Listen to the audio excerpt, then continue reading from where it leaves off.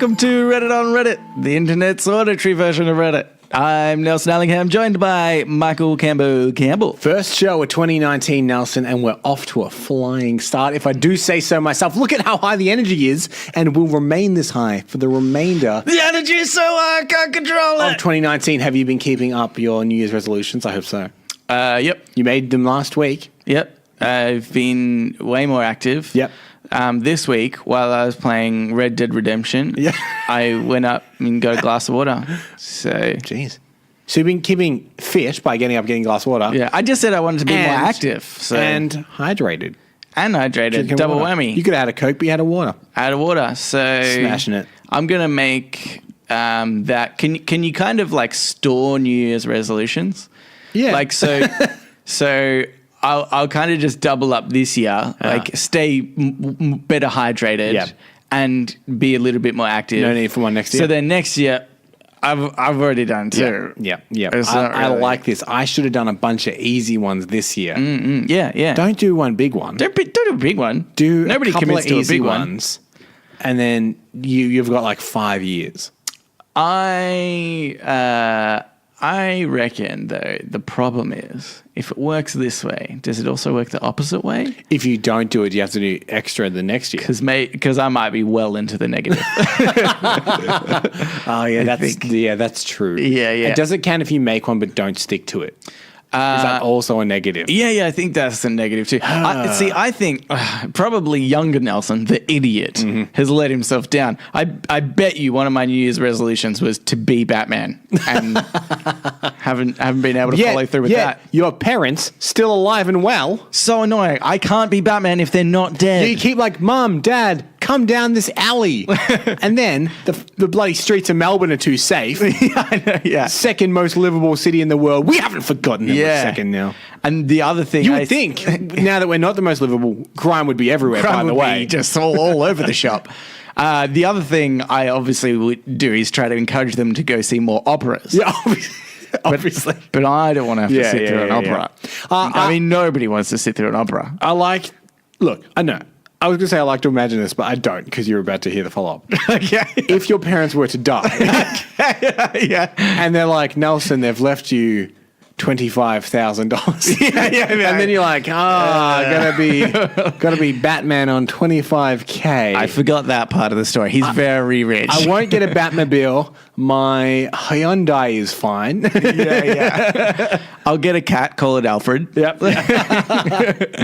I mean, I guess I could Batman on a budget. Yeah. What would he throw instead of batarangs? There's like plastic batarangs. Because you get a bunch of those. You can get like a good cosplay costume of Batman. Yeah, okay. That'll be a couple of grand. Yeah. That eats up a fair bit of your budget. Because what's more important, looking the part or fighting the crime? Yeah. Looking the part, obviously. Okay, yeah. Then for $25K, you'll be all right. I'll look. You could probably buy a pretty good cosplay suit and renovate somewhere in your house to be a Batcave for $25K. Yeah. Okay. And then you're pretty much of the bits of the being Batman that you wanted to do. Yeah, you're pretty much completely there. And then yeah. And if I still sort of don't feel like I've done enough, I'll stop really small crimes. Like stop people who are about to jaywalk. Hey. That's convenient because our balcony overlooks a little street. Yeah. You could just be on the balcony and, yeah, there's a crossing. With my Batman suit on. And that's what I wouldn't obviously venture out of the house. No, why would you? There's no need. There's so much crime around here. I have Red Dead Redemption to play. But Cambo, before we do get into the first segment of Reddit on Reddit, I wanted to run past you a money-making scheme. Ooh, I'm always up for making money. You're on board? Because that way we can afford me to be Robin. Yeah, exactly. If we make enough money. Yeah. So can I lock you in as a yes? Without hearing the idea, absolutely. Okay. Yeah. Good. What happened to me earlier today was I was at the shops and this supermarket, and I hope this translates to other parts of the world. I'm sure it does. But there's little trolleys for kids. Oh, yeah. And on the trolleys, there's normally a flag, like a plastic flag. Yeah. So it's very rigid. Sure. And I walked around the corner of an aisle in the supermarket, and a kid was running up to me with this thing, like about to veer the corner. Yeah. And I kind of just dodged out of the way, and the flag very nearly hit me in the eye. Mm-hmm. And I reckon I would have been severely blinded. And then as I kind of gained my composure again after almost being hit, I was like, I should let that happen. It is a very big company that runs these supermarkets. Mm-hmm. So it's like, I would get an amazing pair. Yeah. I would get millions of dollars. And think about this. You don't need both eyes to podcast. Well, you need one to hit record. You did say you were willing to help, Cambo. Yeah, I didn't say I would lose the eye. Okay. My idea was to get... No, because I feel like if I did it, then it's too suspicious. Or if you did it to me. Right. So I thought I would lure lots of kids into the store. Red flag one. I'm not talking about the red flags on the trolley, Nelson. Yeah. I'm better with kids. Yeah. I've had a lot of experience. Can you imagine, someone complains about you, and they're like, the police come like, "Sir, are you trying to lure these kids into the supermarket?" And you're like, "Yeah." Yeah, and they won't come. Yeah. Oh, no, it's not for what you think. Yeah. It's for fraud. Oh, we're not sketchy like that. Yeah, God. Creepy. Whoa. Back off, buddy. I mean, it's only into a supermarket. It's not like into a dark alleyway. Mm. Well, it depends how many kids are close. I might have to run down the street first and sort of just coax them towards the place. And then I think I just get them to go nuts. I give them candy. Yep. And then they're all hyper. So then they're running around the store with the many things. I got a plan. It involves what we've been talking about previously and what we're talking about now. Okay. Melded together. Synergy. Okay. Who do kids love? Batman. Okay, Batman. They do Who do love kids Batman. Trust? Batman. They trust Batman. If Batman were to say to someone, take this trolley and run on that guy, they'd do it. That guy's evil. He's working for the Joker. You don't even need to coax kids in. Yeah. They will come to you as Batman because that's their hero. Yeah. And then you inform them that the heroic thing to do would be to blind that man in his late 20s. Yes. Who's standing very specifically at the end of that aisle. Just really wide-eyed. His eyes very high. The wide eyes is because of the Joker toxin. Yeah. That's all you have to say. Yeah. And they'll get it. They'll get it. Oh, I don't understand. Yeah. I'm glad then that we did already establish that I was Batman. Yeah.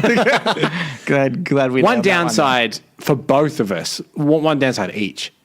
Obviously, I have to be blind in one eye. Yeah. And you do have to lose your parents. Yeah. Yeah. But... yeah. Which is worse? Okay, here's the thing. Would you rather lose an eye or your parents? Well, my parents are going to die anyway. I mean, they've lived, they're on the latter end. So they're past the midpoint. I think they would want me to be happy with a ton of money and both eyes. Right. Is all I'm saying. Okay. Well, okay. You don't know my parents. I do. Okay. And that's what they'd want. With that cheery mindset, should we get into Reddit on Reddit? Yeah, okay. Let's get into Reddit on Reddit. I would like to preface this a little bit because I found a new subreddit, which I thought was interesting. I don't really know if it's good content. So okay. Well, that's good to know up front, isn't it? I kind of thought. Yep. So the subreddit is called "Is It Bullshit?" Right. And so people post in this subreddit things that they've heard. Okay. And then other people, sort of say whether there's any significance to it. Yeah. So I thought maybe it would kind of be a bit of a quiz for you. Okay. Like you decide whether you think it's bullshit. Do you know if these are bullshit or not? Yeah, I do. Okay. That's interesting. Yeah. But I could maybe give you what I thought beforehand. Yeah, sure. Anyway, so I've got a couple. Yeah. And then if you want to continue on the conversation about whatever it is, then feel free to do that also. Okay. So many options. I know. I feel like this is a conversation we could have had before the podcast. But full disclosure to the listeners. If you thought we were transparent before, 2019, full transparency. Full transparency. We'll just have discussions about this show the show. Yeah. Okay. This first one is by Mother Hole. Okay. Is it bullshit? If a person's body odor smells good to you, that means they have an immune system that is opposite of yours. An evolutionary trait intended to aid in fostering greater genetic diversity. That sounds like bullshit. Yeah, it sounds to like me. It sounds like bullshit. What was your initial thought before you discovered? Because to me, that because you would think that pheromones and stuff would be used to attract people.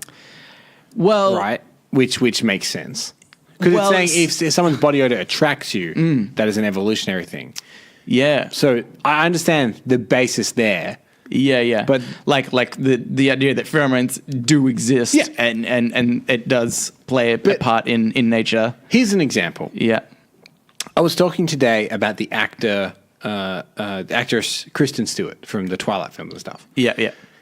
And I was saying that I actually do find her attractive, despite the fact I think she would smell like cigarettes. Really? Yeah. Is she a smoker? Oh, you I don't know. I just get the vibe looking at her that I'm like, I think it smells like cigarettes. Really? Okay, that's interesting. But I don't know if I've ever had that thought about somebody. Aside from somebody that was like smoking a cigarette. Yeah. And then I'd be like, oh, they probably smell like cigarettes. And apropos of nothing, will I just say, I think she's a very talented actress. I actually quite like Kristen Stewart. Yeah. But I was saying, despite the fact that I think that she might smell like cigarettes, I still find her attractive. Okay, yeah. Luckily, cinemas don't have smell-o-vision yet. That's true. That's very true. That would be the worst. Yeah. You'd never be able to watch The Shawshank Redemption. Yeah. Oh, yeah. That ending scene would be unbearable. Yeah, that's true. That would be the worst. Okay, so I say it's bullshit. You say it's bullshit. I'll walk you through my thoughts as well. Because I had the same sort of thing. I was like, okay, I know that like pheromones exist, but this seems like a bit too much. Yeah, it's a bit convenient almost. Yeah. But they basically, somebody in the chat, actually, I was going to credit them to, let's see how quickly this loads. Okay,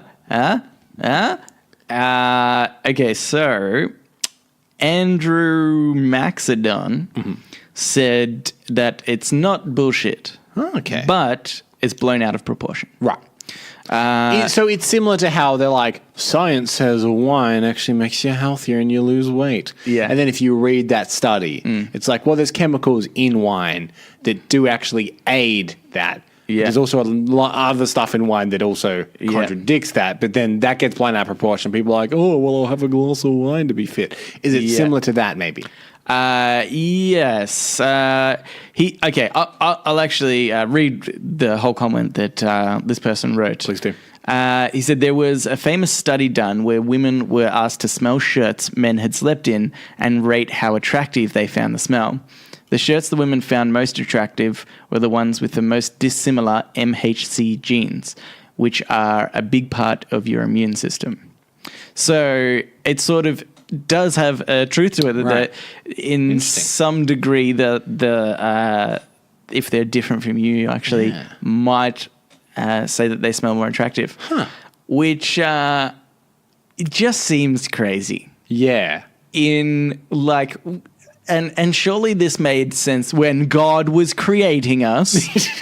He was like, hey, they need some way to, like be diverse because the idea of, incest and the genes not working and such, you need to get the opposite, polar opposite. Right. So I know what I'll do. I'll make them smell nice to each other. Yeah.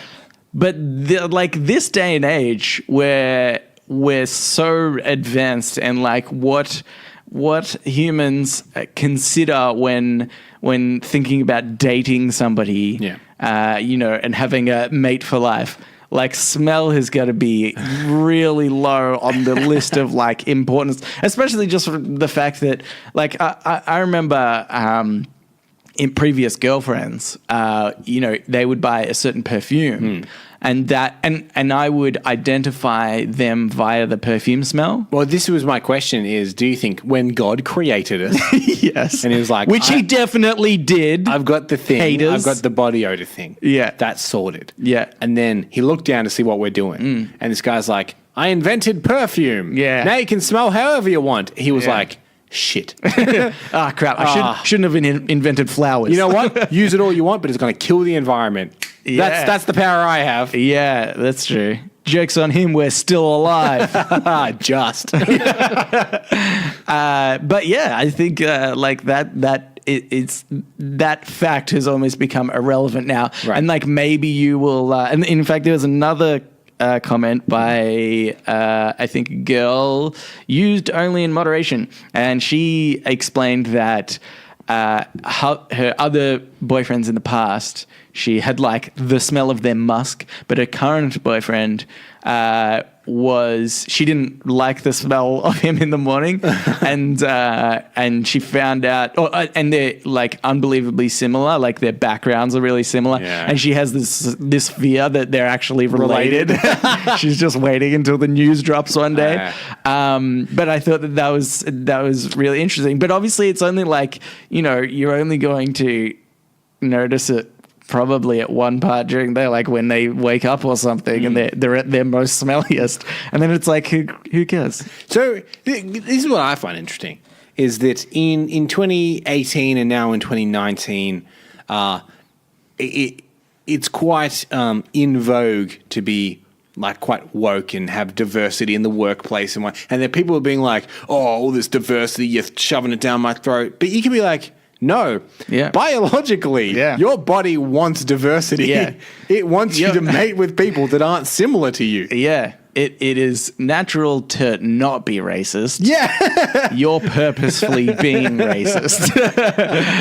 And that's a lesson that we can all take. That's a lesson. Just when you think about being racist, take a big whiff. I think. Does that make sense? Yes. Yeah, don't think about it.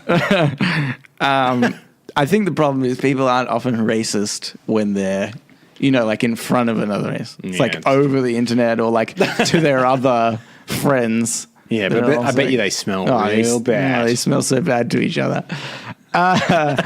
Anyway, we can move on. But... Okay, wait, no, I'll just do one last quick one. Is bullshit. Is bullshit. Oh, this is by Lock Kudjir. You may as well just not have said it. You're right. I could have just pretended that they deleted their account. I was like, okay, is it bullshit? Shampooing your hair every day does more damage than anything. Anything is a bit weird. Yeah, then anything? Yeah. No. Yeah. Hydrochloric acid. Does it do more harm than good? Yeah. I have heard that. Mm-hmm. I could believe that a lot of chemical in your hair is bad for it. And I know that the oils in your hair are actually quite protective. Yeah. So I could believe that. I could say that's not bullshit. Okay. Yes, and the answer... was essentially, yes, it is not bullshit. Right. That shampoo does damage your hair. Yeah. But kind of like it doesn't... some people kind of went on to explain if you shampoo your hair... Oh, so...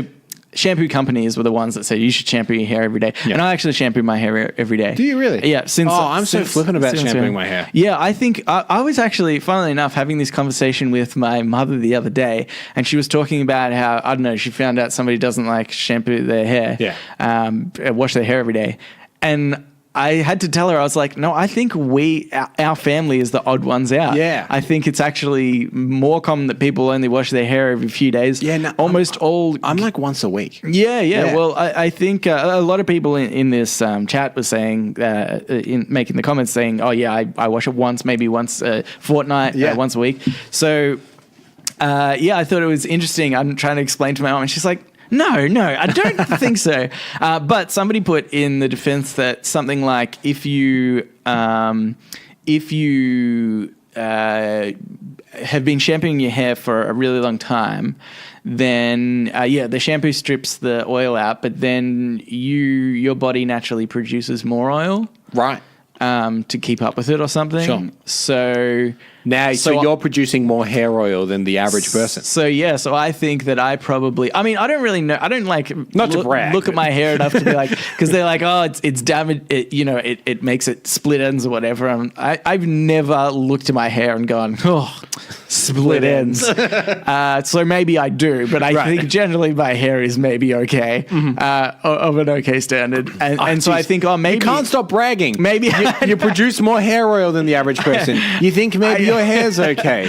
I just meant maybe that's why, like, my body just got used to me shampooing every day, so I produce more oil, so my hair doesn't. So my hair is so good. Is really what I'm trying to get at. But also interesting in the comments, they said, I had heard, put shampoo in, it takes out strips your hair of the oil. Yep. But then you put conditioner in and it puts those oils back effectively. Right. And somebody in the comments, a hairstylist or something, said that conditioner doesn't do that, and it's essentially just kind of puts a wax seal around it, but it doesn't actually repair the hair at all. It doesn't add back in oils. It just kind of seals it. I think so. Yeah. Ooh. Yeah. I think You've heard it here first. You heard it on Reddit first. Well, I heard it on Reddit first, but you listeners who didn't read these comments heard it here first. And then you tell people you heard it here. Yeah. Because that's factually correct. All right. So we're going to move on, but in the new year, we thought we would change it up a little bit. Jesus. Now, you need to be careful here, Nelson. I need to let you know. I need to preface what you're about to say. Yeah. I always, for 100 episodes, have hit the buttons in a certain order. Yes. I just want to let you know that my body is set to a certain pattern before you say what you're about to say, just in case any mistakes come up. There's a lot of lead up to this, so I would be very concerned if you press the wrong button. But we are starting with Ask Reddit. You've bloody done it. It felt wrong. Yeah, you feel dirty. You need to go have a shower, shampoo your hair. Because I peeked behind the curtain, I've numbered them 1, 2, 3, 4. Oh, God. I had to start with 3. And the confusing thing is I'm going to go back to the day I learned. Oh, boy. I'll allow it. Go on. Anyway, so this Ask Reddit is by Tamsy Wamsy. I don't know if I find that funny. Yeah, it's a good name. It is a good name. It's much better than what's a quote you heard from a movie that makes you laugh every time you remember it? Oh, okay. I'm going to extend this to what are some quotes from movies that you like? Right. Because I don't think there's probably one quote that if I heard, I would be like, that quote. I was going to say, the first thing that sprung to mind was actually a TV show. Okay. And there's a line in the American version of The Office. Okay. And every time I hear it, it always makes me laugh. Yeah. Which is Michael Scott standing in New York, and he says, New York, New York, the city's so nice they named it twice. Manhattan is the other name. Yeah. And I just think it's a really clever line. Yeah. to misunderstand that saying. Yeah, that's right. That line always makes you laugh. But there is one that I think that you would also recognize. 'Cause I'll stick with movies. Okay. From the movie Serenity. And this always makes me laugh. And I should set up the scene, otherwise it's not funny when people quote scenes anyway. That has just made me think of a Firefly quote, but continue. In which Mal, the captain of the ship, and Jane, one of his subordinates, are fighting. Yeah. And during the fight, Mal says, well, do you want to take care of this ship? And Jane goes, yes! And then Mal goes, well, you can't. Yeah. I don't. Being thrown off the shouting rhythm just always really makes me laugh. Yeah, that's true. Yeah, it's a good line because it's that idea, and I feel like that's comedy, right? Yeah, which is where you go to set up something that people have heard before, and then you flip it on its head. And it's very good. There's an expected response, and then something different happens, and it throws you off your rhythm, and therefore, that's comedy, folks. That's bloody comedy. You've heard it here first. I don't know. Also factually correct. But okay, because you made me think of Firefly. Sure. There's another one where again it's Jane and he's talking to River and they're having a fight and he's like saying, "Oh, she's out of control," and then she just says, "Jane's a girl's name." It's just like the funniest stupid insult, but it's like she's kind of a bit out of it, like lost her mind a little bit. Yeah. It's just very well delivered, and he's kind of this big brute that. Yeah, well, and I think that's got a lot to do with Joss Whedon, very quippy man. So a lot of his dialogue is quite funny. Yeah. Do you have one? Now you've made me think of a Buffy one, so I'm going to give you that one. You're on a Joss Whedon kick. On a Joss Whedon quick. There's a musical episode of Buffy the Vampire Slayer. Brilliant, if I do say so myself. Heard it here first. And I don't know why I'm finding that so funny. It's not. It's not. You've funny. Had a long day now, so you're very diligent. I think so. But there's a character, Willow, and it's Alison Hannigan, actually, if you know who that is. And she doesn't sing at all in this episode because she's terrified of singing. Yeah. The actress or the character? The actress. Okay. The character is it actually kind of almost ruins the immersion a little bit. Right. Because everyone's meant to be singing and she's kind of the only one that doesn't. Yeah. Or maybe she's in a bit of a chorus or something. Is this the equivalent to the person that's wearing a t-shirt in the pool? Is that Alison Hannigan in this episode? You're like, no one cares, man. Take it off. It's It's okay. Yeah. Good analogy. Yeah, thank you. Well, no, she actually said, I remember in a panel later on, she said, I wasn't comfortable singing, but after I realized they were putting like auto tune onto it, it was like, oh man, like Joss, you could have given me a solo, and he's like, we didn't use auto tune, which actually it still sounds. It doesn't sound auto tune. It actually sounds really good. But in that. They're singing a song very passionately about how they're gonna go off and fight this demon that they've found.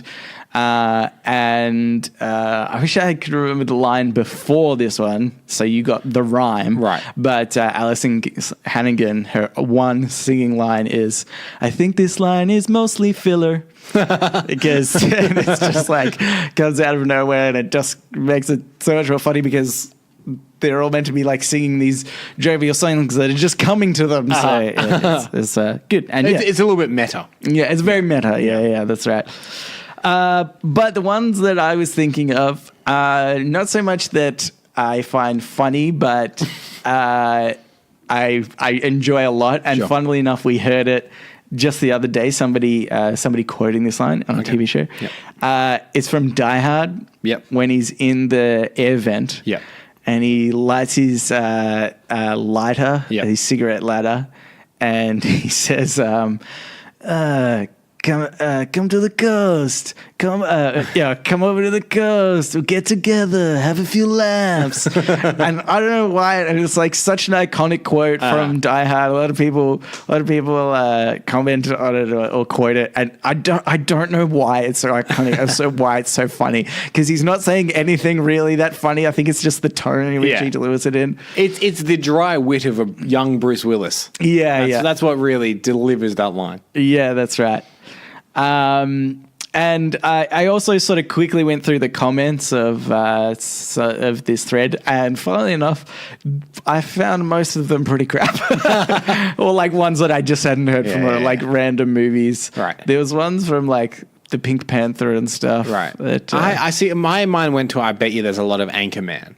No, there was. Really? I mean, I didn't go through heaps of comments, but there was like 2 Pink Panther ones. I maybe went through 10, and 2 of them were Pink Panther ones. I was like, this is. I mean, because I'm missing out on this from older like Peter Sellers comedies and Peter Sellers comedies. You could have gone with there's a great line in Dr. Strangelove. Yeah. In which they're in the war room in the White House, and all the nations are fighting, and one guy gets up and he grabs another guy and he shoves him on the table, and then the guy comes and goes, "What are you doing? There's no fighting in the war room." Yeah. It's a classic comedy line. Yeah. I maybe it's that some of those older comedies they have those like just straight up quips, like straight up just like jokes that are set up and done, whereas maybe more modern comedy is like less obvious of those kind of jokes. Anyway, But so I thought this one that I came across resonated with me because I wish I could remember the quote because I feel like there's plenty of times in my life where I've wanted to use exactly this. Right, okay. It's from Billy Madison. Yep. So hopefully I reckon I know what it is. Okay. It says... I'll make a ding noise if it's what I think it is. Okay. He says... Mr. Madison. Ding. What you've just said is one of the most insanely idiotic things I have ever heard. At no point in your rambling, incoherent response were you even close to anything that could be considered a rational thought. Everyone in this room is now dumber for having listened to it. I award you no points, and may God have mercy on your soul. I really want to memorize this quote because I think there's so many times where somebody just goes on forever. Probably could be used against me or us on this podcast plenty of times. Weekly. But but I just think that was like so great. That's a good one. And maybe another classic one is Happy Learned How to Putt. From Happy Gilmore. Happy Gilmore. You said Happy Madison. I almost Which said is Happy the Madison. name of his production company. Yes. Forgive me for... but I was thinking, what do you think like some of the most iconic lines from movies? Don't have to be funny, but just one that like everybody will get. That everyone will get. Well, are you familiar with the Mandela effect? I am Nelson, so obviously. So the Mandela effect is people collectively having a memory that is wrong. And it started because when Nelson Mandela died in 2013 or 14, there was a bunch of people that all went, but I remember him dying in prison. And a lot of people all had this really similar memory of that. Yeah. And it translates a lot into movies. So a famous example is Luke, I Am Your Father. Which everyone remembers, but that's not the line. But everyone just remembers that way, and collectively everyone remembers that way. Sam played again from Casablanca as one. So I think a lot of these will kind of have a slight Mandela effect to them. Yeah. So I would say that Luke, I Am Your Father is one of the most iconic movie lines of all time, yet it is not the line from the movie, if that makes sense. Yeah, what is it again? It just says, no, I am your father. Yeah, no. So it's only a slight but still, because it's more about the emphasis people put on it, like Luke. Yes, I am your father, and it's like, well, he doesn't actually say Luke, because it would be weird because he's mid conversation at that point. Yeah. And you don't generally say people's names when you're mid conversation with them. Maybe at the start of a conversation, you might say their name. Yeah. But it'd be weird if halfway through a sentence I was like, yeah, Nelson. Like, you know what I mean? Yeah. But it's almost like people add Luke to give context to the quote. Yeah, that's right. Because if you were to go, no, I am your father. Yeah. You'd be like, what? Who's father? To who? Whose father are you? So it's easier to say, Luke, I am your father, because he'd be like, oh, yeah, Star Wars. Yeah, because he tells Luke he's his father. Yeah. Also, I just wanted to quickly mention because of the Mandela effect, because I was explaining this to someone the other day, and we looked at an article and it said 10 examples of the Mandela effect. And Luke, I Am Your Father was on there, and the Nelson Mandela theory. And one of them said, the headline was, we are the champions, ... but not of the world. And it said, in the song, We Are the Champions, they don't actually say of the world after the chorus. It's in another part of the song. If you don't believe us, listen. And I had a link to the video.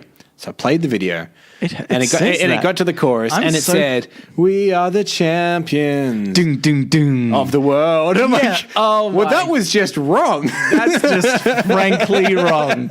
Oh my god! It's like he didn't wait that half a second. Like, we are the champions. What's bullshit? He didn't even say it. That was so. It was so weird that he linked to the thing that proved him wrong. He just didn't listen to it. He's like, I heard this once. I'll put it up. I mean, admittedly, he did a top 10 list. So once you get to 8 and you realize you didn't have 10, you start being like, I think someone told me that they don't say of the world. In that song. No one will look this up, so I'll put a link in anyway. I'll test him. I'll make it so easy. I think another one is frankly, my dear, I don't give a damn. I think he says it's just like he does say that. That is the correct line. Isn't it slightly different? It's Gone with the Wind, obviously. Is the movie. No, he does. That is actually the correct line. She runs up to him because he's like, you're with someone now. I'm going to leave. I'm going to get out of here. I'm going to get out of your hair. Yeah. Okay. Yeah. And then she says, what shall I do and where shall I go? And he says, frankly, my dear, I don't give a damn. Oh. And it's the biggest fuck you in like cinematic history. Right. Because the dashing lead of the movie essentially told her to fuck off. Yeah. Being like, I don't give a shit. But that is actually the quote. Oh, okay. What about if I said Rosebud? Do you have a video to prove it? I don't think so, Cambo, so technically I'm right. That's true. You heard it here first. Yeah. What about Rosebud? Do you recognize that? One of the famous quotes of movie history? Rosebud. Just the word rosebud. Yeah. It's like this. Rosebud. I'll give you a hint. Often quoted as the greatest movie of all time. Whoa. Yeah. That's okay. Because I was going to say it sounds like something Beetlejuice would say. But I don't think... Yeah, not often on the list of greatest movies. Good movie, sure. Yeah. Okay, so if we're going like that, then I want to say... like Casablanca or something. It's Citizen Kane. Okay, yeah, they're basically the same to me. Because I haven't watched either of them, and they're both black and white. Okay, this is a controversial opinion that my girlfriend does not agree with. Okay. I think Casablanca is boring. Yeah, I don't like it. Yeah. But Citizen Kane is quite good, and the whole central premise of Citizen Kane, Nelson, is Foster Kane's last words are Rosebud, and no one knows what it means. And it's about some journalists going through his life story to try and work out why his last words were Rosebud. Okay. So that's the premise of the whole movie. Right. Yeah. And he was going insane, is what they found out. I'll ask you this question. Yeah. Have you ever seen the episode of The Simpsons in which Mr. Burns wants to get his bear Bobo back? Yeah. Then you have seen Citizen Kane. Oh yeah, actually, yeah. I think that I did know that was the movie. His words are Bobo. Yeah, in his sleep. Yes, but it's that whole episode is called Citizen Burns. Yes, interesting. I was thinking more along the lines of I'll be back. But you took it in another direction. Yeah. So that's good. Thanks for ruining all that segment that I had planned. You're welcome. I like to think I educated people. I talked about the Mandela effect, which is very loosely related. Yeah. It was fine, Camber. like most times in this episode. It'll do. It filled the time we needed to fill. No, it was actually quite interesting. I just don't want you to think that you're ever doing a better job than me. Okay? Don't want to get a big head. Because we already know your other podcast is doing way better. And I don't want you to then think maybe I'm the problem. All right. I have another Ask Reddit here. Okay. This is by Real Math. If being born at a Chick-fil-A gets you free Chick-fil-A food for life, what company would you like to be born at, and what perks would you get? Just quickly, is that true? I'm assuming maybe somebody was had given birth in a Chick-fil-A restaurant. I mean, I didn't see like the news article linking to it, but it's a weird question to ask out of the blue. Yeah, that's what I mean. What kind of psychopath would think of that as a thing if it weren't a thing? Or weirder, if Chick-fil-A have in their policy. Yeah, this hasn't happened before. Yeah. But we just want you to know if anyone does have a baby here, that is free Chick-fil-A. If you're thinking about having a baby, come in. Yeah. I mean, in that case, let's think tactically about this. Mm-hmm. Where would you want to be born? Mm-hmm. Some kind of money reserve that they keep in bank. Yeah, but like a central bank where they keep all of the money. Yeah, you've seen movies. They have a big vault full of money. Yeah. Just there? Yeah. Do I get free money for life? See, I was thinking the problem with that is at a Chick-fil-A, you exchange money and then you get an item. Right. But at a bank, you don't really exchange anything and get anything back. Because I did initially think, just a bank or something like that. But then, it's not. And this is important, you thought another thing. I thought another I thought the one thing and I stopped. Yeah. That was my problem. Yeah. No, I didn't really have much more. I don't have a genius one is what I'm saying. Look, this is a convenient one. Okay. Petrol station. Oh yeah, I'd love free petrol. That's true. That'd be very convenient. Yeah. Man, I feel like as a baby, the first thing breathing in would be petrol. It'd probably really mess you up a little bit. Yeah. I think between us, if I got born at a petrol station, you got born at a supermarket. Oh, set for life. We've just got rent to worry about. Yeah, that's right. In fact, I'll take your car and fill it up. Oh yeah, sweet, yeah, and I'll get you some stuff. Yeah, I was pretty absolute, but you were pretty flaky on your end. Well, I just don't want you to be like filling up a car is like, well, I have to drive to expend the tank to then get it. If you just every 10 minutes wanted something from the supermarket, I just feel like you could abuse your power a lot more than I could abuse mine. I feel like we could reserve it to one weekly shop. Okay, all right. In which you have your list, and then I will also give you my list. Yeah. Good rule. Good rule. Yeah. I'm glad we've established that. And I'm also glad that the listeners were involved in this conversation because, as we said, full transparency this year. Yeah, that's right. When we're off mic, these are the things we talk about. Yeah, off or on mic. Off or on. No, I was thinking something like, just like an Apple shop would be. Yeah. There's a new iPhone? Yeah, I've got it. They're charging people for extra accessories? Not me. Got them all. Not me. Got them all. Got the AirPods. No worries. Got the AirPods. Oh, lost the AirPods. Don't worry. I've got another set. I've got so many Apple Watches. It's crazy how many Apple Watches I have. Yeah, that's right. But I guess because you could just keep getting iPhones and then you could sell the iPhones. Yeah, that's true. Do you reckon they would ever be like, oh, well, all right, I know we told you that when you were born here, you could have free Apple products, but you're taking this to the next level. You're now profiting on our intellectual property. Yeah. Maybe though, if you did it too much, they're like, 100% to the word, we will give this to you if that's what you want. But because that shop would then be losing money if we were forced to close down, then it wouldn't be for every Apple shop. It's only for that one. Right. So say that you were born in. Yeah. So then, you dig your own grave. Yeah, it's true. Yeah, you just need to not sell enough of their merchandise to run them out of business. Yeah. And you've got a happy medium. Or you do the opposite and you put in an order for like 100,000 iPhones. And then just enough to set you up for a while. Yeah, for like ages. And one big score. Yeah, that's right. But yeah, hardware in any sort of sense, or technological hardware is probably a good one. Actually, Apple Store is probably dumb. I should have gone for JB Hi-Fi. Like a JB Hi-Fi that sells Apple products as well and all the accessories, but it's got all this other crap as well. They got fridges and stuff now. That would have been real convenient. Yeah. I've already chosen the Apple Store. But yes, all right. Let's move on then to Today I Learned. So now it's time for Today I Learned. Let's play the intro to that. Today I Learned. This Today I Learned is by Retilient Boss. Today I learned in 1719, prisoners in Paris were offered freedom at the condition they would marry a prostitute and move to Louisiana.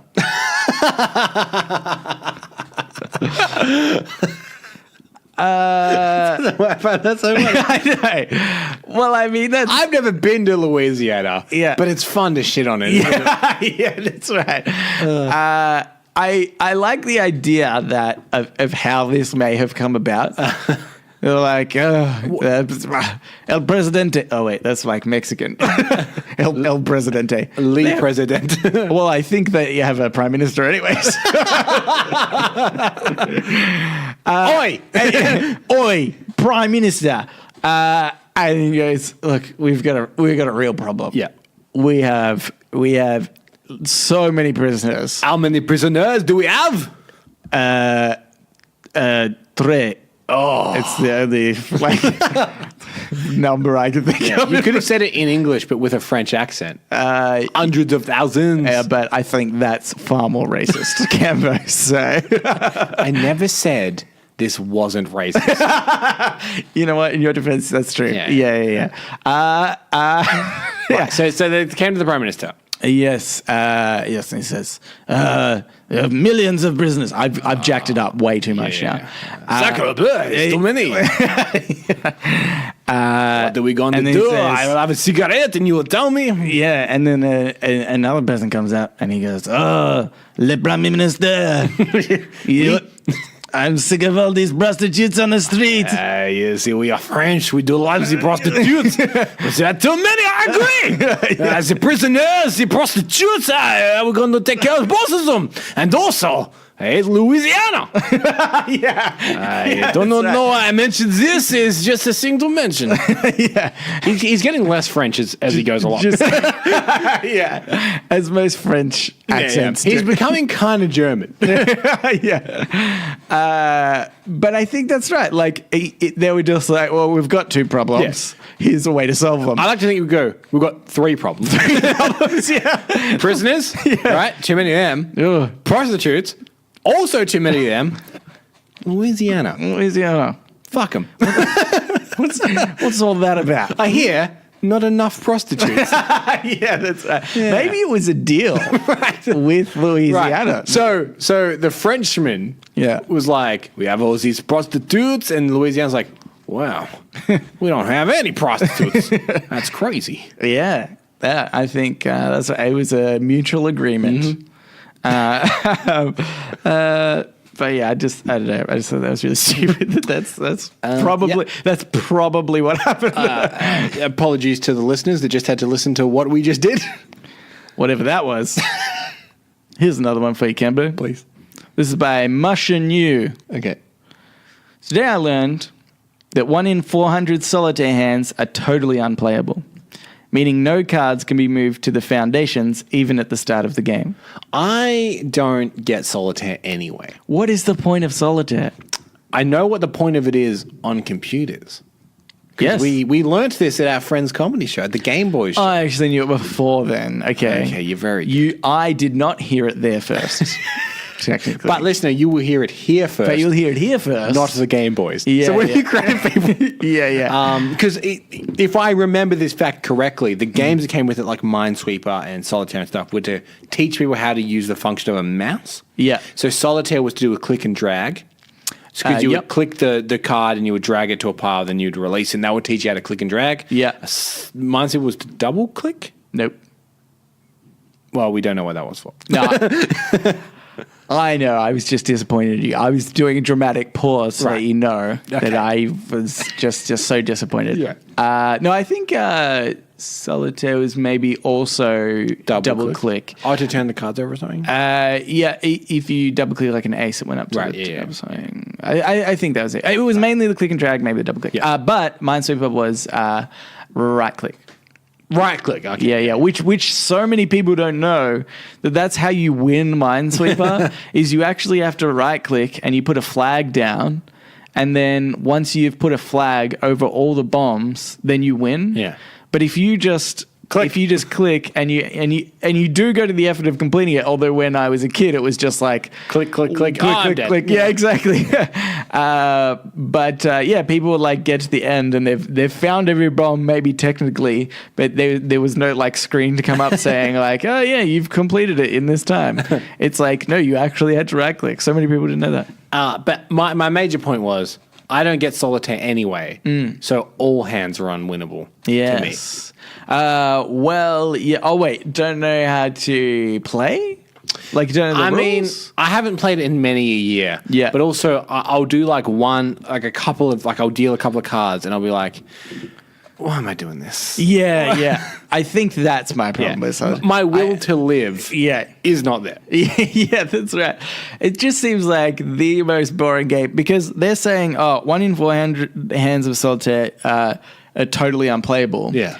But by the standard of when the cards are dealt, you can't move a single card. Yeah. But if you can move a single card, then that's not classified as one of the 1 in 400. Yeah. That's even if you then can't move anymore after that, it doesn't apply to these boundaries that they put up. But I would argue there's a ton of solitaire games that you can't win based on the rules of like dealing 3 cards at a time is normally from the deck and going through. It's like just such a stupid, frustrating game. And I can imagine some people, you could probably get better at it in looking at like, future hands or something. But oh my God, such a boring game. I don't know why. It's annoying that it has existed for so long. Really irks me. Well, if we have our way, 2019 is the year it dies. Yeah, that's right. I'm going to write a strongly worded letter to Microsoft. Actually, I don't even know if it comes on newer computers anymore. Surely not. I don't think Surely so. not. I'm pretty sure it's like Candy Crush. Because I remember I've got Candy Crush on my computer. Do you really? And I have Windows 2010, so the most recent one. Yeah. And and I never installed Candy Crush, but it's on my computer and I've played a few levels and stuff. So I think that's kind of where they've gone with those things. They realized that Solitaire and Minesweeper and Free Cell didn't have any microtransactions. So they went in. You could probably create microtransactions. That's how you make it a more interesting game. So then at least when you're at a point where you're stuck, you just pay a couple of bucks and get out of it. At least it makes it more interesting. It's like the one game where I would accept microtransactions. I will pay you to stop this game. I'll pay you $2 if I don't have to play this game anymore. Do you know what Free Cell was for? No. I also don't remember that game. Okay, not many people played Free Cell. But Free Cell was to show how you could play a 32-bit game on a 64-bit computer system, or something like that. I did that. Don't quote me on it. You quote the Game Boys on that one. You did not hear that. You did not hear it first. That part, because they could be totally factually incorrect. But there was like some computing reason as to why that. It's a graphics thing. Graphics thing. Something. The information you get on the show is it's extraordinary. Yeah. Actually, you know what? I just remembered. I'm pretty sure I downloaded a Solitaire game from the Microsoft store when I first got my computer, because it was handy to play while I was waiting for my other game. But there's other way more interesting games of Solitaire. There's one that's called Pyramid. So the Solitaire one, do you know what the actual name of that is called? No. Because it's not Solitaire. Oh. It's called Klondike. Okay. And then there's other ones called Pyramid or Spider Solitaire and all this other stuff. And those ones much more interesting. So I'm annoyed that Solitaire, aka Klondike, was the first one. I know this went on for a little bit of a while, just me sort of complaining about Solitaire. But I just don't like it. Is it? I feel like this is a long episode. Is this a long episode? Do you know what's funny? I feel like it's hard to tell now that I've mixed around the Ask Reddit section. We're coming up to an hour, but that's pretty long. Because we still have segments to go. I think it's anyway. We'll see. I don't we think used to be an hour 10, Nelson. I will remind you. I don't think it's crazy as you might think. Okay. Anyway, okay. Maybe that Solitaire section just felt so long. I think that's... Honestly, I would like to profusely apologize.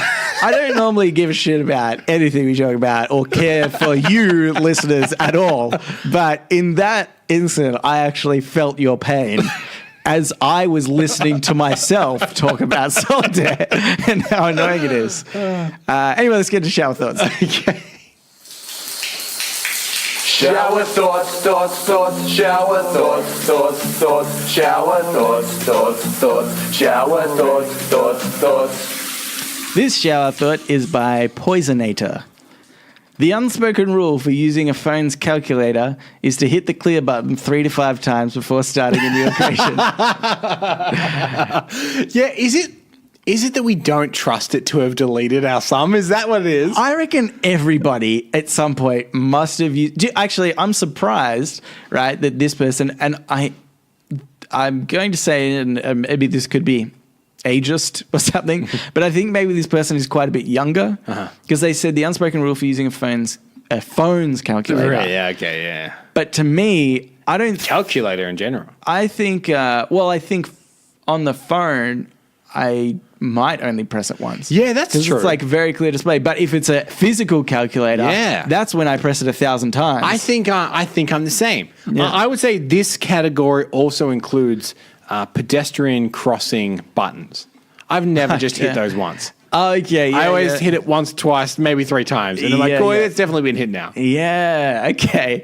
That's interesting. I'm almost the opposite. Or I press it once but real long. Like, ding, ding. Okay, yeah. But if it's just, I'm always like, I don't know if that worked. I'll do it a couple more times. Yeah. It's because it's like, it's the equivalent of knocking on somebody's door. I feel like where you're reliant on them hearing it. Yeah.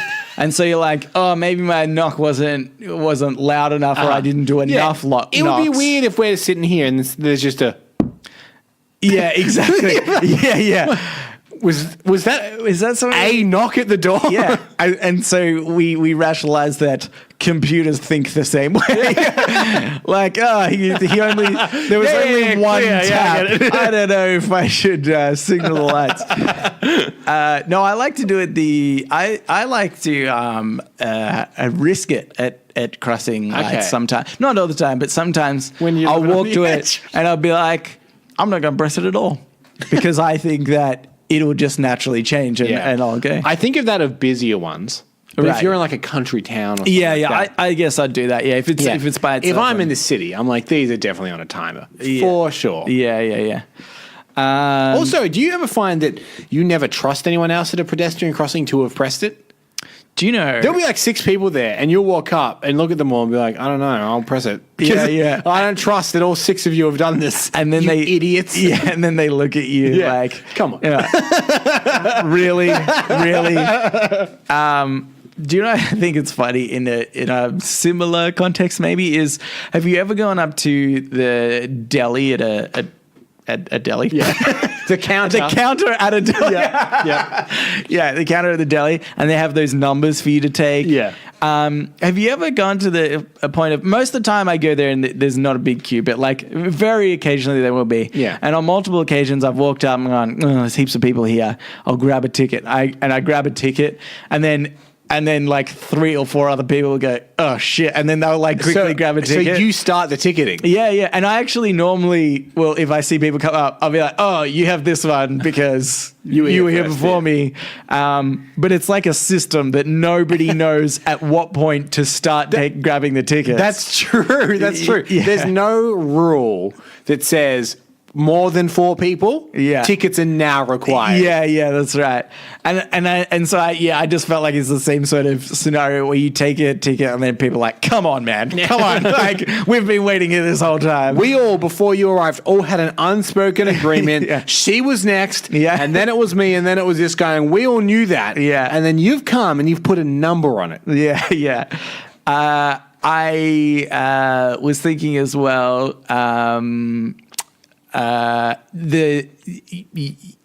talking about pressing the button on the crosswalk. Yeah.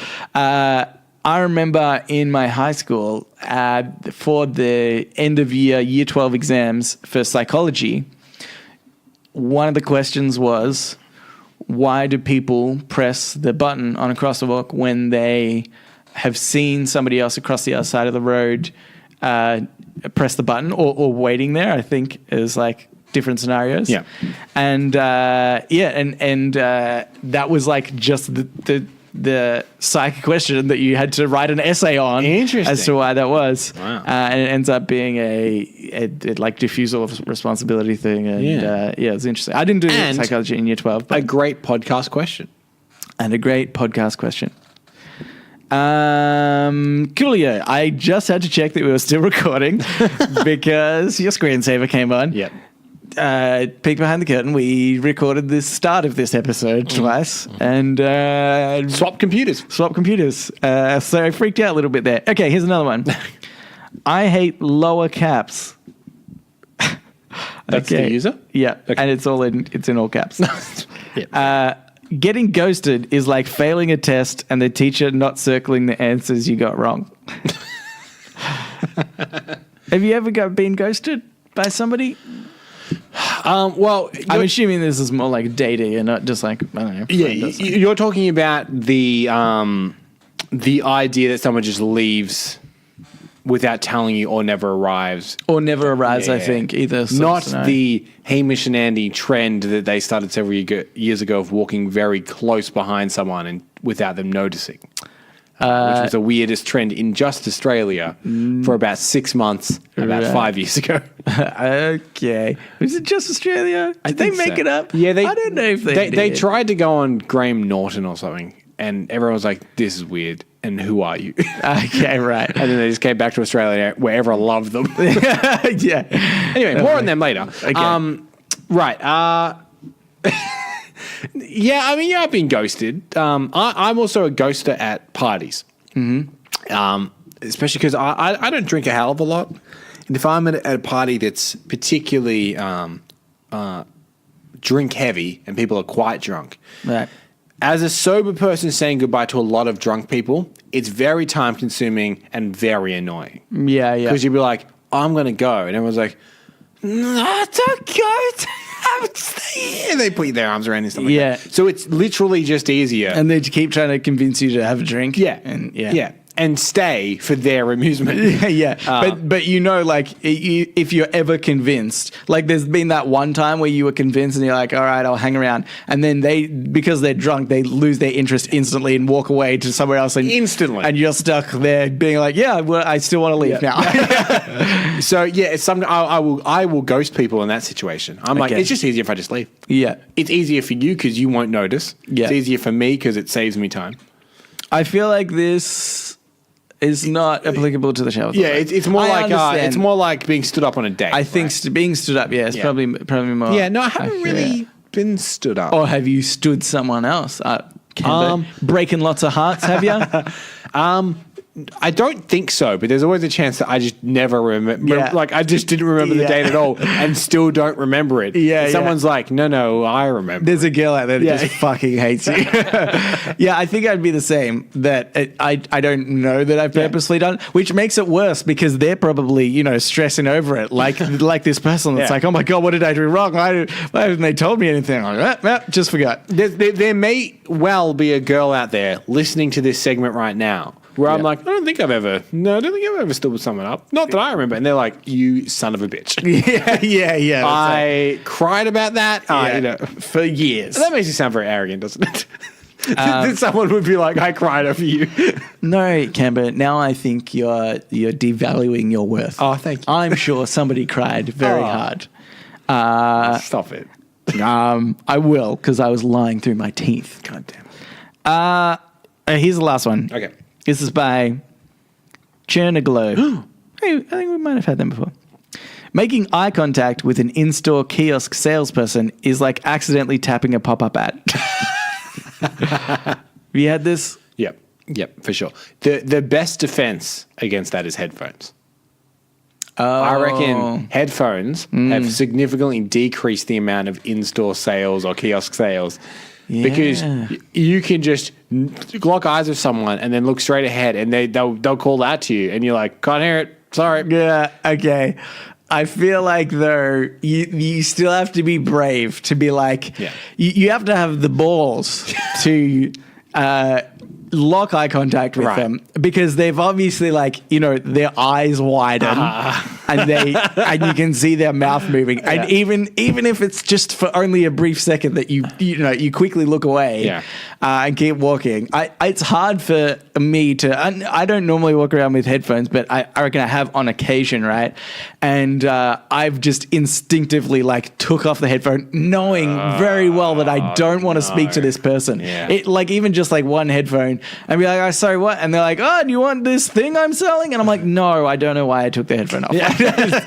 This was a bad idea. But what I'm saying is that is ballsy, but it is ballsier to lock eyes with someone without headphones, look away, and then when they call out after you, to just ignore them.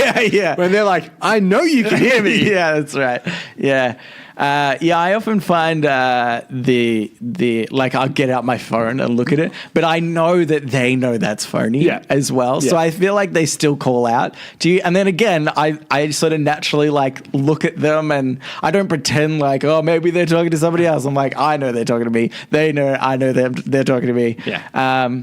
But I find the worst ones actually is people that give you like food samples of stuff. Yeah. There was one outside those sons of bitches. The butcher the other day. I know, because it's so like deceitful. Yeah. Because I'm not going to stop for anyone else that just like wants to have a chat. But if there's like food out there and it smells really good, and I will like inevitably look at it. And that's all they need to be like, hey, do you want to try some? Yeah. And I can't for the life of me like try something really and then be like, I might not necessarily buy it, but I will pretend to have some bullshit conversation about like, oh, that's really nice. Oh, yeah. Oh, but and I'll make up some stupid excuse like, oh, but I'm not eating, maybe it's like a sauce or something that's like, sure. Oh, I'm about to stop eating meat for a month, so I'll buy it after then. Yeah. I have to make up like these stupid excuses. Look, this is all I'll say. Yeah. And if people want to draw parallels, they can do that. But I'm not doing that. Yeah. But you know who else gives you a free sample to get your drug dealers? They'll give you your first one for free, and then they've trapped you. Quick hit. They've trapped you. Again, that's just a random thing. If you draw parallels to people giving food samples for free to try and hook you in, that's on you. I think so. Yeah. I think we should outlaw free food samples and legalize drugs. Flip it on its head. Yeah. That's how you shake things up. Admittedly, I don't think I've had any situation where a drug dealer's approached me and said, "Hey, do you want some of this? Yeah. Quick, have this free ecstasy." Yeah, that's right. Okay, let's move on to podnapping. Oh my God! I'm being podnapped. Podnapping.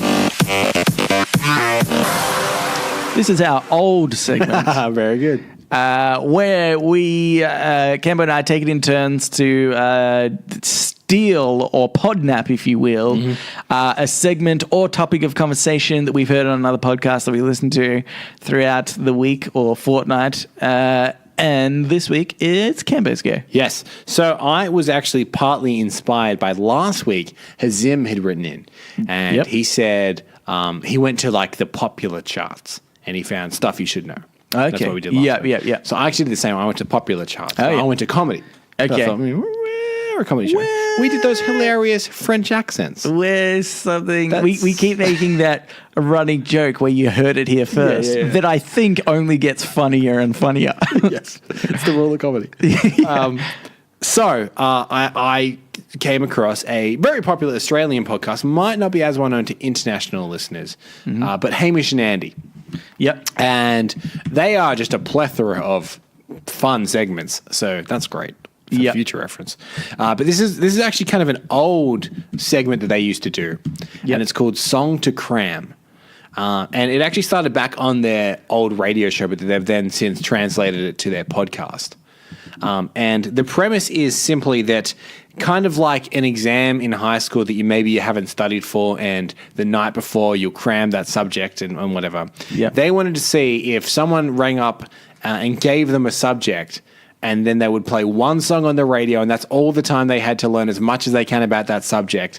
And then they have to answer 3 questions and see if they could cram enough information in just those few minutes to pass this 3-question exam. Yes. So I am going to be the person asking the questions, Nelson, and you are going to be the crammer. Yes. Okay? Yes. So before you get to tell me when you're about to announce the topic. Okay, sure. For listeners, we're going to have to do something we've never done before, and that's make an edit. Whoa! And by make an edit, I mean we're going to hit stop, and then we're going to hit record again. Yeah. There will be no dragging of said recording or anything like that. I've got a song lined up for me that is going to be your timer. Okay. And do you want to know the subject or the song first? Well, honestly, I was hoping that I could choose a song. No. Because I would choose Because I'll explain to you. Albuquerque by Weird Al Yankovic that goes for 11 minutes. I'll explain to you the process of how I picked the song, shall I? Okay, yeah. I went on to Spotify and I went on to the top 40. Okay. And I picked the number one song because I thought commercial radio, that's most likely what is going to be played. Okay. Okay, so would you prefer to know the song or the subject first? Okay, hit me with the song. Okay, so the song that this is the time equivalent you will have, is the song Thank You Next by Ariana Grande. Okay. That comes in at 3 minutes 38. Oh, sure. That's pretty tight. That's pretty tight. Pretty tight. Though, I must say, the song just beneath it, I don't remember what the song is, 2 minutes 50. So, could have been worse. Dodged a bullet. 3 minutes 38 is the amount of time that you will have. You're not going to play this right? You're just going to time me for that amount? Because really... Here's what's going to happen. Because we don't have the right to play this song. Yeah. I will play it just so I know what's going on. And it's a bit of a banger, Nelson. I'll have a listen. Yeah. But also, I don't want you to be distracted, so I'll play it very quietly just so I can... Okay. It helps me. I would just like to tell the listeners how I've prepared. Okay. So just then as you were talking, I opened up Wikipedia. Yep, good. Yahoo Answers. Okay. You never know. Yep. Reddit. Yep. And then just a Google homepage. Because you can't go to Google. Yeah. My idea is quickly Google the answer, switch over to Wikipedia, Google it there, and then I might read something and I'll be like, oh, that's interesting. Like maybe I don't know what the topic is, but let's say it's like a TV show. Sure. Let's say it's like Brooklyn Nine-Nine. I was just watching that earlier. Yeah. And it might say, oh, this has the actor Terry Crews in it. Sure. And then I'll be like, okay. It's a milestone for Terry Crews or something like that. Sure. So I'll go Yahoo Answers, Terry Crews milestone. Right. And then it might be like, he's done his thousandth episode or something like that. I don't know. But before you start, can I ask, can I also get a pen and paper? This is what I think I will allow. Yeah. You can write down facts. Yeah. But only as a tool to remember them. You'll need to turn it over when I'm asking you questions. So it's not an open book exam. I can't look at it No. and oh my effing god! Because you can't take a book into an exam, Nelson. Now, Well, some exams you can. Not this one. I would tell you. Yeah. I've tried to make it a little bit easier for you, and I think that Wikipedia is actually all you will need. Okay. All right. And there's been subjects on Song to Cram in the past that have been like Russia. And that includes that history of the country, the politics, the geography. I haven't done that. Okay. So Wikipedia should be fine. That being said, I imagine the Wikipedia page will maybe be a little lengthy. Would you like to know the subject? Okay. Yep. Okay. Hit me with the subject. The subject that you will be learning is the author Charles Dickens. I know so much about him already. So. Okay. That's good. Now, I'm going to play Thank You Next, and you're going to hit stop recording. Are you ready to hit stop? Okay. And then, listener, no time at all will pass for you, but in our time, it'll be just over 3.5 minutes. Ready? Okay. And go. Now, okay, so no time at all has passed for the listeners. But in our time, we've just had a couple of minutes. I listened to a banger. Nelson looked up one of the greatest literature people of all time. I think we had equally as good a time as each other. Sorry, my Spotify's still playing. Yeah. I would like to let the listeners know. Yep. I remember why I now quit school. And I never claimed to be a good crammer. Yep. Hamish and Andy did, sure, but not me. Yeah. Also, almost instantly, all my plans went out the window. I did go straight to Wikipedia. I think that was a good choice. Yeah. And then I spent probably half the time just trying to remember the facts that I'd read. I was like, this might be relevant. Mm-hmm. I'll try to remember that. Yeah. And then I actually so a little while in, I'm reading it. I'm like trying to remember, oh, that might be relevant. Okay, try and remember that bit. Sure. And then I scroll down, read something else, and I was like, oh, I've forgotten the other bit already. And so then I kind of read over them a few times of the ones that I thought were relevant. And then I tried to do what I have done before in the past, learned to do, which is the Sherlock Holmes Mind Palace thing. Right. Yeah. So I sort of semi-tried to do that, but even that takes a little bit of time for me because I don't regularly do that. Yeah. I had to it took me a little bit of while to do it. So let's say this then. If we do this segment again, maybe we will allow notes because the chances of you writing the right notes anyway are pretty small. yeah, that's true. So I apologize for being No, so that's strict. okay. That's okay. I'm okay with it. I might nail it. We have no idea. That's true. Well, I won't, but How are you feeling? Not very confident. Okay. I reckon I've got about 5 facts. Okay. I've got 3 questions. Okay. 2 of 3, you got to pass. I've got to pass. Okay. So, okay. Hope I can. Question 1. And now I've started easy because I think that this might even just be a general knowledge question. Okay. That people know about Dickens. Yeah. But we'll find out. Yeah. Which famous magician shares his name with a Charles Dickens novel?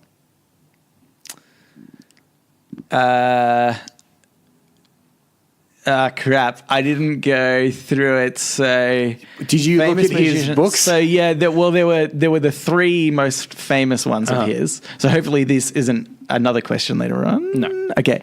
So there's a Christmas Carol, Oliver Twist, and Great Expectations.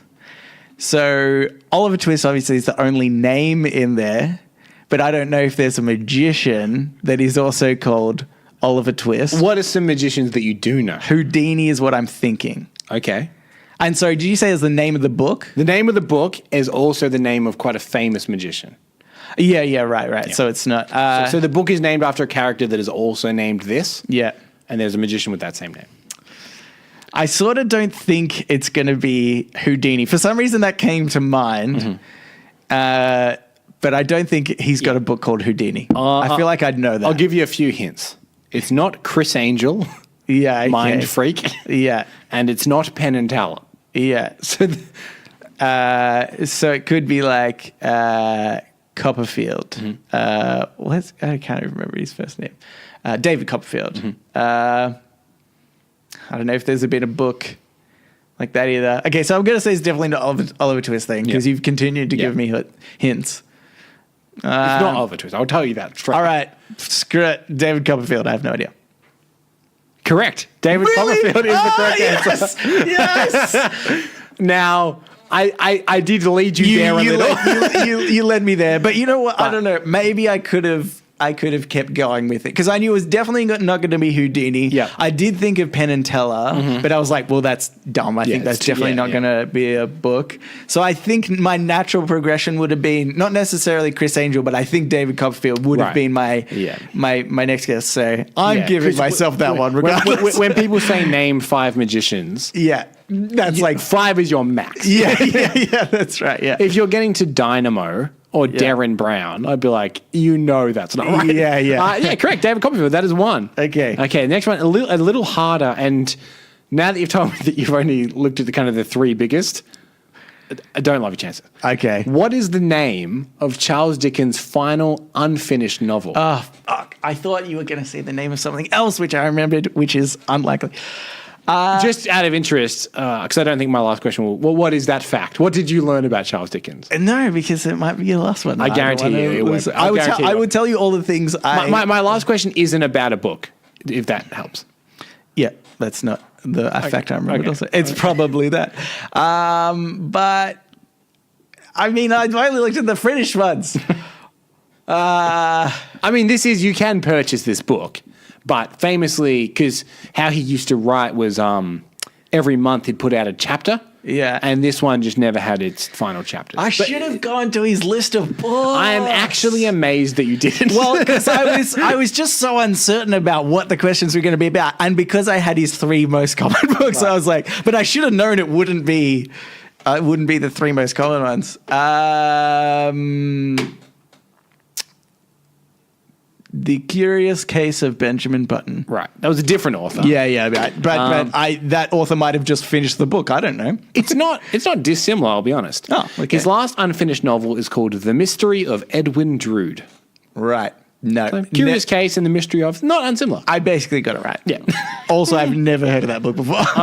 No, nor did I. Okay. Oh, well, Because in my mind, I Yeah. thought before I thought I'll do Charles Dickens. Yeah. And straight away I was like, oh, last novel would be a good one. Yeah. And then I looked it up and I was like, huh. So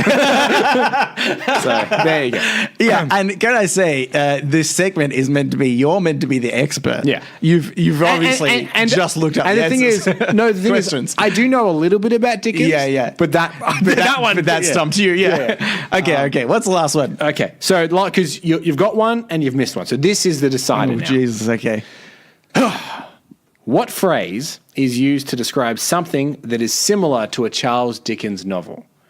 So there's a certain phrase that describes something that is Charles Dickens-esque in literature, in film, in costume. There's a phrase. Right. I actually think I have heard this before. I you definitely would have. It's nothing that I read then, but I don't reckon that'd be in like the last fifth of the Wikipedia page, probably. But under like also. Yeah, that's right. But I have heard this before.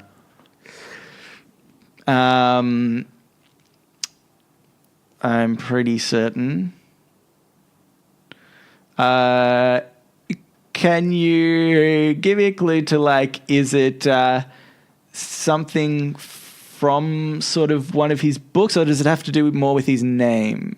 It has to do more with his name. Yes. Which actually I did think that. So that hasn't helped me at all. Because I was like, just in case I'm wrong, I'll check if it has It's to do not with the like book, it's Twisty because of Oliver Twist. Yeah. It's not like that. Or it's not, but Oliver it's not Dicky because it's right. But Oliver Twist is this word, if that makes sense.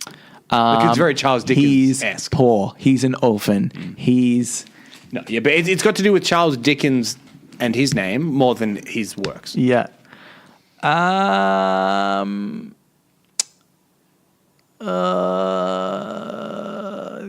think I'm just gonna have to give up.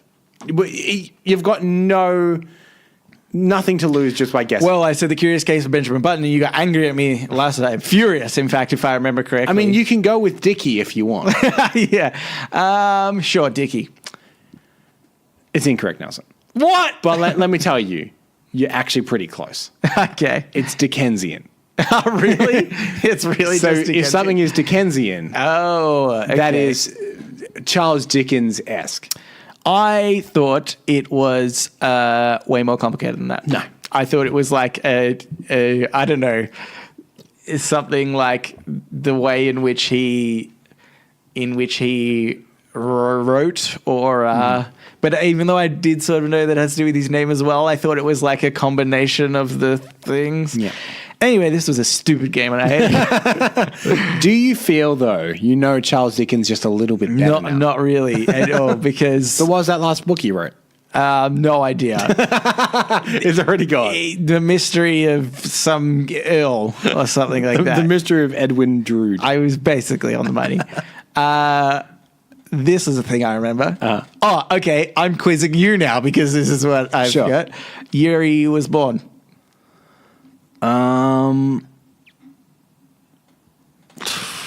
Late 1700s? Oh, wait, no, like 17 something? No. Is it earlier than that? No. Is it not? I don't know. 1812. Oh, okay. Do you know when he died? Wait, do you know what month? Oh my God, I think I might even remember the exact Really? I think I remember the exact date. So you have learned something about Charles Dickens. Yeah, but useless information. Yeah. Something in my defense I thought would come up in a quiz. Yeah. Not anything that is going to enrich my life. I don't know, November. I think it was the 7th of February. Wow. And then in 1812. 1812. And then I think he died in July 1870. Wow. Pretty good innings, especially for that time period. 7th of February. Thank you very much. I'm just double checking this now. And June 1870. Did I say June or July? I can't remember. I got it right. Yeah, that's very good, Nelson. Very good. The other thing that I learned was he started his career in the Pickwick Papers. Yes. That was so hard to remember, Cambo.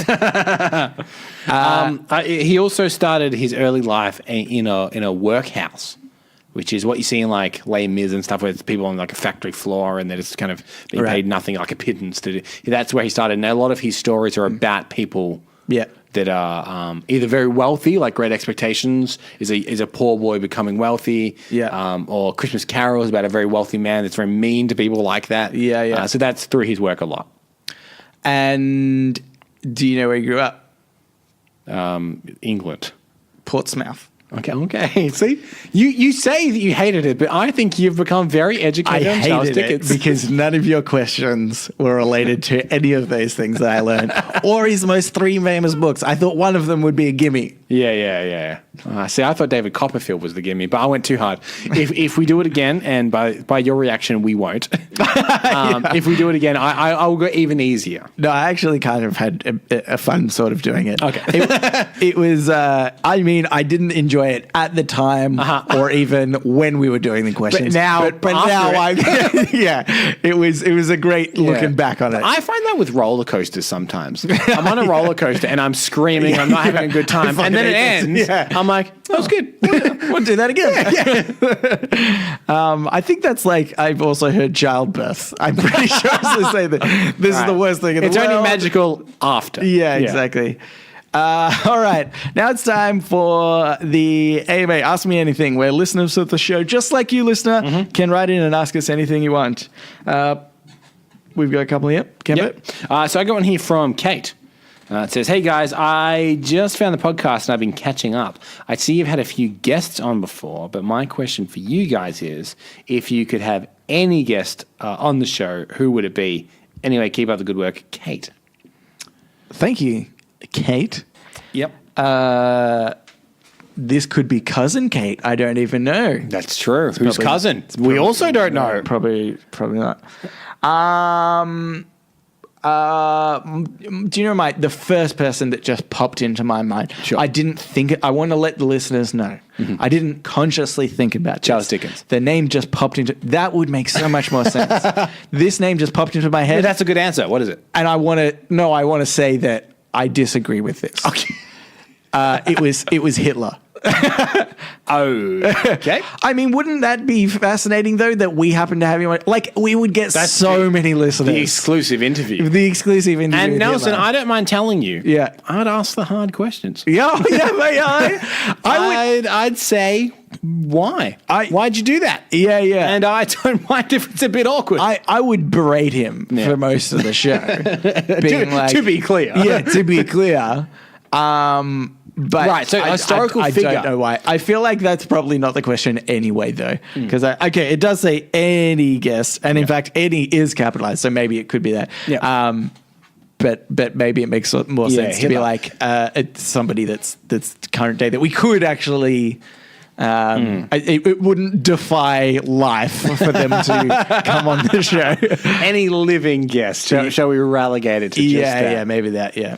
I think a comedian of some sort. Like, I know you're a big Jerry Seinfeld fan, for instance. Yeah, that'd be good. Surely that. But I don't think he'd. No, actually, I reckon he'd be maybe okay. I think so long as the like it wasn't like we paid him to be here, or he was forced to be here. Yeah. But I think it was like he would be the perfect person that if he chose to come on our show, then it would be fine. Yeah. But under any other circumstance, it'd be like, I don't want to be here. Jerry Seinfeld, especially in the last decade or so, just seems to hate everything. Everything ever is a nuisance to him now. He's become more Larry David. He might come on the show. Don't put him down like this. I think your point is right, that if he wanted to come on, then you'd get the good Jerry. Yeah. But any kind of stand-up comedian, even someone, I quite like John Mulaney, for instance, a stand-up comedian. Someone like that I think would be really good. Yeah, okay. Yeah, that's pretty good.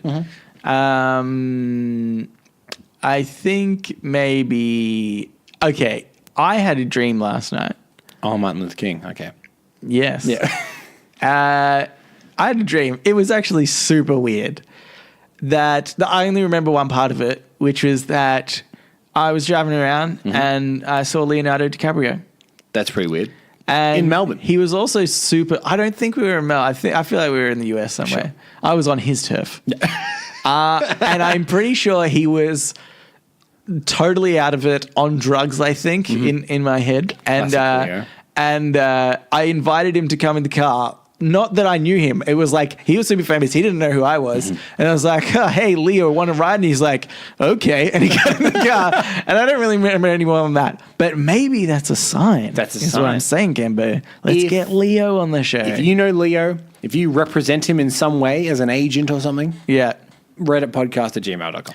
Do you reckon he would actually be okay? No. Yeah, I feel like I think he's a fantastic actor, and I would like to be. I think I would have a fantastic chat with him. Yeah, but I don't think he could keep up with the stupidity of this show, and more importantly, the troughs of this show. You know, I feel like a comedian has just sort of naturally gone through that in their life. To become a comedian, you need to have real thick skin. Yep. And you've done some really bad shows in the past where things fall over, but you just keep going. Yeah. And I feel like maybe Leo hasn't had the wouldn't quite be as easygoing in the sense of. I also feel like Leo as a celebrity is now that extra part removed. He's been famous for so long, and he's so wealthy that I'm sure people haven't said no to him in a long time. Yeah. So, for instance, if I were to say, okay, Nelson and Leo, you've got 3 minutes 30 to learn as much as you can about Charles Dickens, and I will quiz you about it, he would probably just go,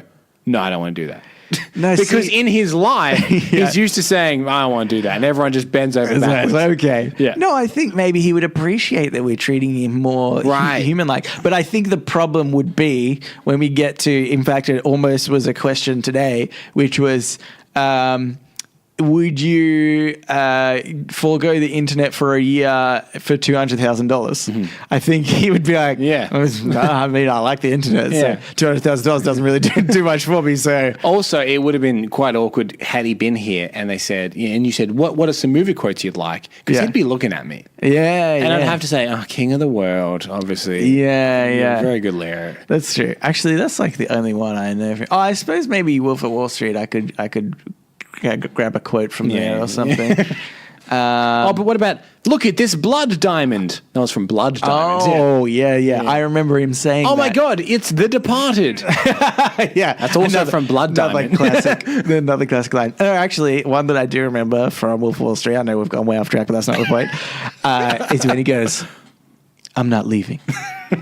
I'm not fucking leaving. And then he does that whole speech. Yeah. That's good. That's a good one. All right, Leo, if you happen to come on the show. Anyway, we've acknowledged you. Anyway, Kate, I hope you enjoyed our chat about Leo. Something like that. How about somebody weirder like Jim Carrey? Because I've always loved Jim Carrey. He's been a bit of an idol, but I know he's like that little bit crazy. Yeah, he seems better now. Yeah. He seems a little more on planet Earth. Yeah, maybe. Than once he was. I think... I have a feeling that if we had him on, he would just take over the show. And we'd bring up like one point and then that'd be it. We'd be done for the episode. Yep. Also, just quickly moving on, Ricky Gervais. That'd be good. Moving on now, though. Okay. Can't go into it. We talked too much about Leo. He's so charming though, am I right? Okay. This one here is by Jordan. Gentlemen, I'm thinking of starting a podcast myself. Do you notice that a lot of people just started calling these gentlemen? I feel Rowan is definitely the crux of that. He's campaigned for that, Gentlemen, I'm thinking of starting a podcast myself. What do you think has been the hardest part of running a podcast yourselves? Format, technical, anything. I'd love to know. Keep up the good work. Regards, Jordan. What are you hitting back there, Nelson? I don't know if the marks are picking that up. You know what? It probably definitely is, but I was just fiddling with it. So you know what? Apologies about that. Do we not have your attention? I'm glad that you picked that up because I would have kept doing that forever, and then I will listen back to the recording and be like, oh my God, I can't believe I did that for so long. What's been the hardest part week to week of running a podcast, do you think, Nelson? Do you think that format and content or technical is harder? I mean, you've heard our show. I think technical. I think in the beginning, maybe the hardest thing was to consistently record every week. Yes. Because when it's something new, it's so easy to be like, oh, let's just not record this week. And I think very early on, I actually said, because we were relying on Sam the sound guy originally, we didn't have any equipment ourselves, and he couldn't make one day. And I remember sending a message, and I kind of felt a little bit awkward about sending it because, I don't know, it sounded like a little bit more, I don't know, like it was almost like entitled. Entitled. And especially because Sam was like doing us a favor by bringing this equipment every week. And I said, I don't want to miss a show. So like, what can we do to keep going? And I think that was almost like the point at which I've sent that message. I can't now, then another week later, be like, nah, let's not do it. I can't be bothered because I've been that stuck up entitled arsehole. Yeah. So I think that was definitely hard. It's much easier now, I think, to just be like, oh, we've got the podcast. It's part of the routine. Yeah. Or Tuesdays or Wednesdays. we maybe don't stick to Monday as much as we used to, we at least get them out every week. It's towards the start of the week. Yeah. But otherwise, to begin with, again, I think maybe it just like changed. Wait, do you want to say something while I keep? No. Please. I feel like I was going to take over. No. Please go on. Because I feel like maybe we'll have the same sort of. Because at the end, I'll just say same. Yeah. Samesies. But again, at the start, I think our technical equipment and recording was, I reckon, for a long time, actually, like almost up to episode sort of 60-ish. That's just a rough estimate. I don't think our recording was actually that good. I think sometimes it improved, but then sometimes it got worse because we tried to do something else. And listening back on the really old episodes, I think is really hard to get into. Yeah. The audio quality. I mean, it's not like we have like world standard audio quality, but I think we have pretty clear audio quality. Yeah, that's right. But that, when we started it was a couple of USB mics into a laptop, we were in like a big kind of kitchen area, so it was kind of echoey. Yeah. And then we relegated to under the stairs, which actually worked really well. It did, yeah. And in fact, I think there's an element of that we're missing today, of like, this enclosed space where the sound can't bounce around. We don't have like specifically like high end equipment. I think we've got a little soundboard that was a couple of $100, and our mics are, I mean, they're not super expensive. They're maybe like $80 or something. Yeah. And we probably could do a cheaper setup than this anyway, if we wanted to. For sure. With better sound. I feel like especially even after we got this, I learned more about recording, and actually I got advice off a audio engineer or something like that. So it's not super expensive. And we try to set up, for instance, we have 4 microphone inputs in the board that we have. And we try to set it up, much to Jordan's point. Sorry, not Jordan, much to Kate's point, for guests. So if we had guests on, we could just plug an extra microphone in and whatnot, and then proceeded not to really have any guests after that. So it's there if we did. There we did.